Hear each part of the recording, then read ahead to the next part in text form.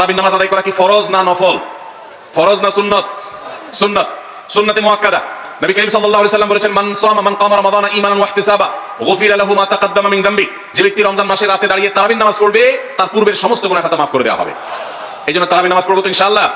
তারাবির নামাজ 4G গতিতে হবে না 5G গতিতে? কি বলেন, 4G না 5G?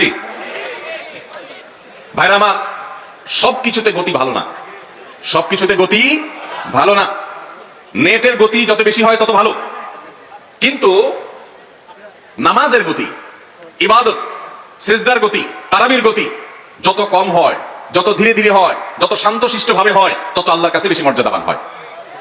আমরা তারাবির নামাজের কথা যখন স্মৃতিতে, কল্পনায় আমরা ভাবি, তখন আমাদের স্মৃতিতে তুফান মিল মার্কে একটা নামাজ ভেসে ওঠে, ঠিক না ঠিক?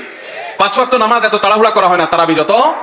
অথচ তারাবি এটা তারবিহাত এর বহু বচন আরবি শব্দ, যার অর্থ হলো আরামের সাথে, ধীরস্থিরতার সাথে, রেস্ট করে করে যে নামাজ আদায় করা হয় তার নাম তারাবি। নাম হলো আরামের সাথে করা, আর আমরা করি ব্যারামের সাথে তাড়াহুড়ো করে। তারাবি না পড়ে যদি একটু ধীরে তারাবি পড়া হয়, সর্বোচ্চ 15 থেকে 20 মিনিটের ডিফারেন্স হবে, এর বেশি না। মাত্র 15 মিনিটের জন্য আপনার পুরো নামাজকে আপনি বরবাদ করছেন। দেশের বেশিরভাগ মসজিদগুলোতে তুফান মিল মার্কা তারাবি পড়া হয়। এই তারাবি আল্লাহর কাছে কতটা গ্রহণযোগ্য হবে, এটা যথেষ্ট প্রশ্নবিদ্ধ বিষয়। আল্লাহ তাআলা আমাদের সবাইকে ধীরস্থিরতার সাথে খুব শান্তভাবে তারাবির নামাজ আদায় করার তৌফিক দান করুন।